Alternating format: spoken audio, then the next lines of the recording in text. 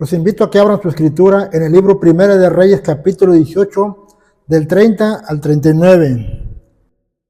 Y la escritura dice de la siguiente manera: Entonces dijo Elías a todo el pueblo: acercaos a mí. Y todo el pueblo se le acercó, y él arregló el altar del Señor que estaba arruinado. Y tomando Elías 12 piedras conforme al número de las tribus de los hijos de Jacob, el cual había sido dada palabra del Señor diciendo: Israel será tu nombre, edificó con las piedras un altar en el nombre del Señor. Después hizo una zanja alrededor del altar, en que cupieran 2 medidas de grano. Preparó luego la leña y cortó el buey en pedazos y lo puso sobre la leña, y dijo: llenad 4 cántaros de agua y derramarla sobre el holocausto y sobre la leña. Dijo: y hacedlo otra vez. Y otra vez lo hicieron. Dijo aún: hacerlo la tercera vez. Y lo hicieron la tercera vez, de manera que el agua corría alrededor del altar, y también se había llenado de agua la zanja. Cuando llegó la hora de ofrecer el holocausto, se acercó el profeta Elías y dijo: Señor Dios de Abraham, de Isaac y de Israel, sea hoy manifiesto que tú eres el Dios en Israel, y que yo soy tu siervo, y que por mandato tuyo he hecho todas estas cosas. Respóndeme, Señor, respóndeme, para que conozca este pueblo que tú, Señor, eres el Dios, que tú vuelves el corazón de ellos. Entonces cayó fuego del Señor y consumió el holocausto, la leña, las piedras y el polvo. Aún lambió el agua que estaba sobre la zanja. Y volviendo todo el pueblo, se postraron y dijeron: el Señor es Dios, el Señor es Dios. El tema de este día se titula El altar arruinado. Primera de Reyes 18 nos presenta al monte Carmelo como el escenario en donde se libró una de las batallas más espirituales y a la vez más sangrientas. La batalla que el profeta Elías libraría en contra de 850 profetas era en inferioridad numérica, ya que era 1 en contra de 850. En ese tiempo la casa de Israel, es decir, las 10 tribus, estaban siendo gobernadas por el rey Acab, que dicho sea de paso, la mano manipuladora de su esposa Jezabel influía en toda decisión. El rey Acab es considerado como el peor rey que ha gobernado Israel. Su falta de autoridad y liderazgo permitió que su esposa Jezabel arrastrara a Israel a la idolatría. Jezabel tenía a su disposición 850 profetas que comían en su mesa. Es decir, esos profetas eran financiados por Jezabel para que se dedicaran tiempo completo a rendirle culto a Baal y a Acera.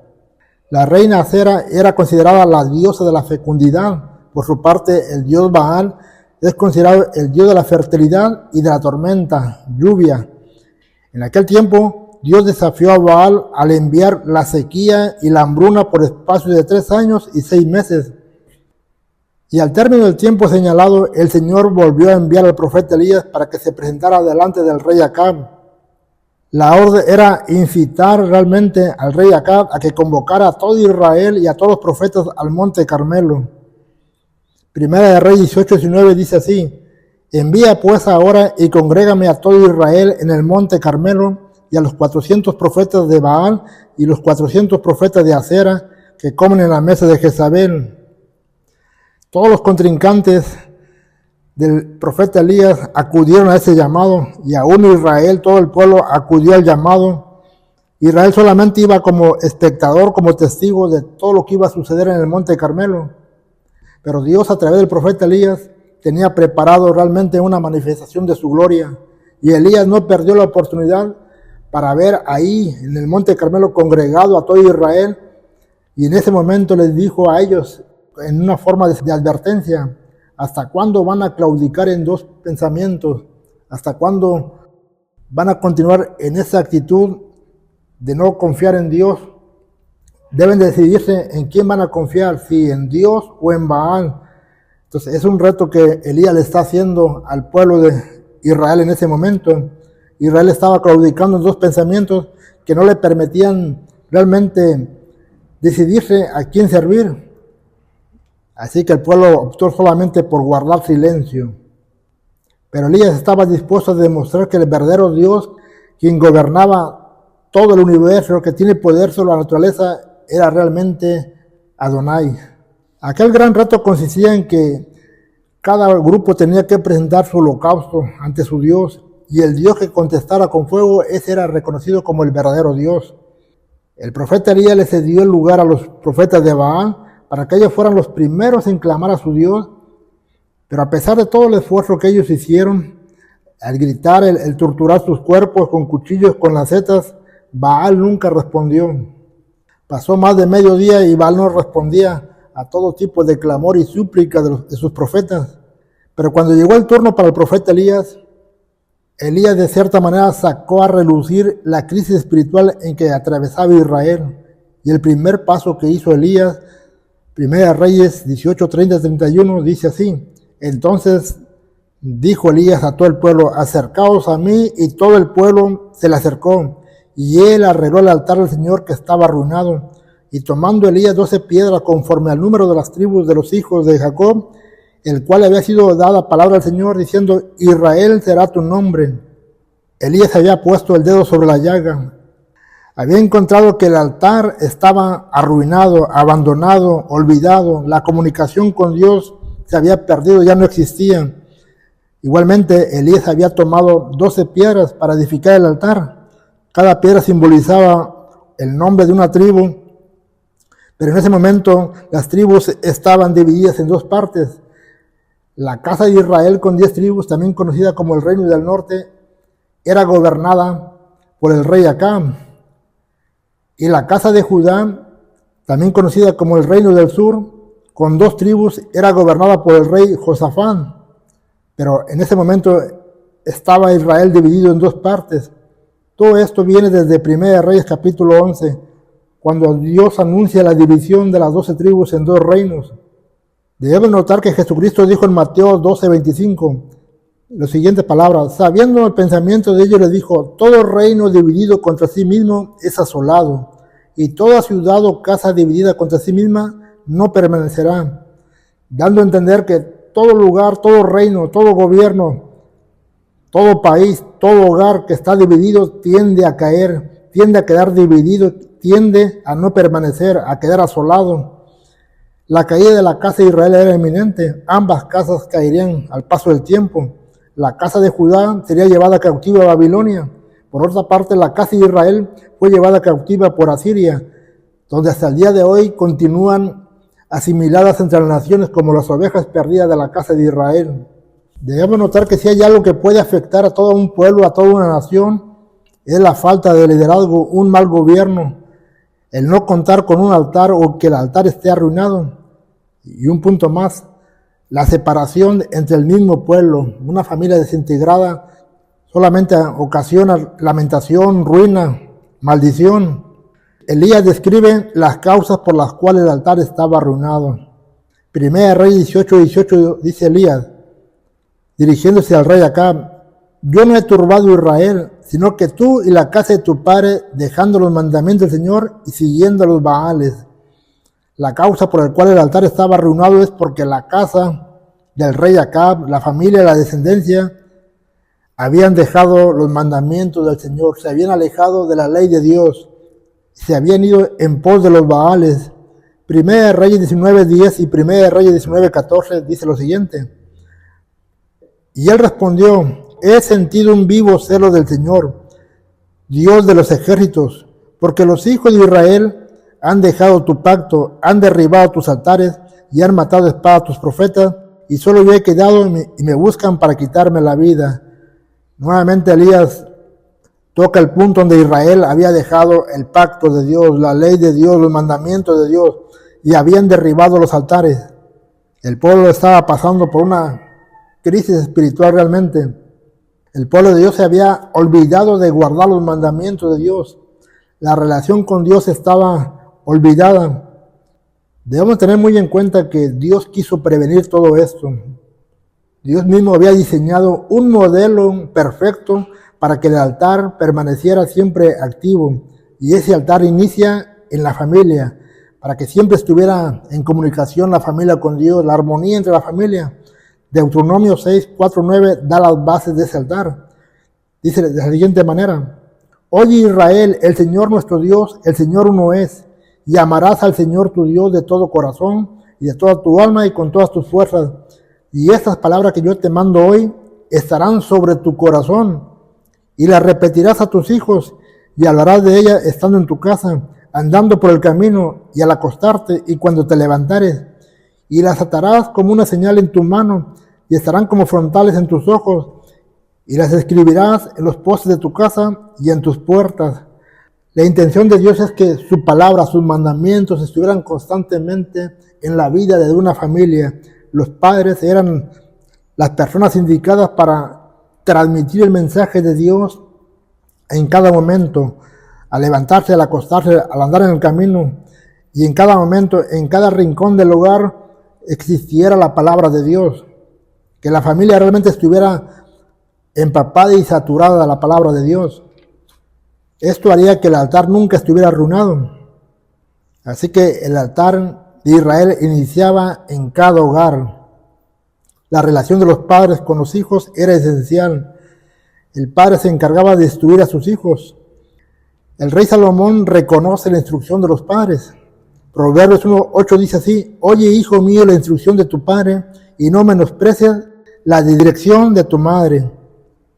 Por su parte, el rey Lemuel le dedica todo un capítulo para elogiar a su madre por todos los consejos y instrucción que recibió. Proverbios 31:1 dice así: palabra del rey Lemuel, la profecía con que le enseñó su madre. Todo el capítulo 31 está dedicado a la mujer virtuosa, aquella mujer que dio todo su conocimiento, imprimió su conocimiento en la persona del rey Lemuel. Así que podemos ver que el profeta Elías detectó dónde estaba la falla de Israel. El altar estaba arruinado, el pueblo estaba dividido y no había un varón que clamara a Dios, no había alguien que se parara en la brecha. Así que lo primero que hizo Elías en ese momento, en aquel enfrentamiento, 1 Reyes 18:30, fue arreglar, reparar, restaurar el altar que estaba arruinado.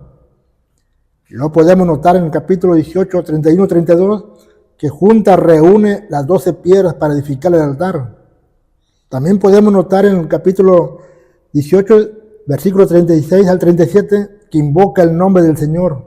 Es decir, Elías se paró en la brecha a favor del pueblo, pero al mismo tiempo esperando respuestas del Señor, que se manifestara en aquel momento y que manifestara que realmente era el Dios de Israel. Esta historia realmente nos remonta al lugar donde inicia todo altar, es decir, en el seno familiar, en el hogar. La pregunta que deberíamos aplicarnos a nuestra vida es: ¿cómo está nuestro altar familiar? ¿En qué condición se encuentra el altar en la familia? ¿Cómo está la relación con los miembros de la familia? También podemos preguntar: ¿realmente hay un altar en la familia? ¿Realmente hemos levantado un altar para estar en comunicación con Dios? ¿O simple y sencillamente nunca ha habido un altar, o el que había en este momento está arruinado? Uno de los casos más graves en el cristianismo, en la gente creyente a la que dice creer en Dios, es que en sus hogares no existe un altar familiar. Es decir, no existe la reunión familiar donde todos estén comunicándose con Dios, donde tengan un momento de comunión, de pláticas bíblicas, de momentos de intimidad con el Señor. Pero todo eso se debe a que existen también, aún dentro del cristianismo, hogares disfuncionales o familias disfuncionales, es decir, familias que no funcionan como familia realmente. Cada miembro no acata su responsabilidad, no asume su función. Posiblemente el esposo abusa de su autoridad o no tiene autoridad. La esposa no es la ayuda idónea o la esposa usurpa la autoridad. En algunos casos, ambos padres no instruyen ni disciplinan a sus hijos en el temor del Señor. Posiblemente también los hijos nunca honren a sus padres y tampoco los obedezcan. Todo esto hace que el altar esté arruinado realmente. No debemos de pasar por alto lo que dijo el apóstol Pedro en el capítulo 3, versículo 1.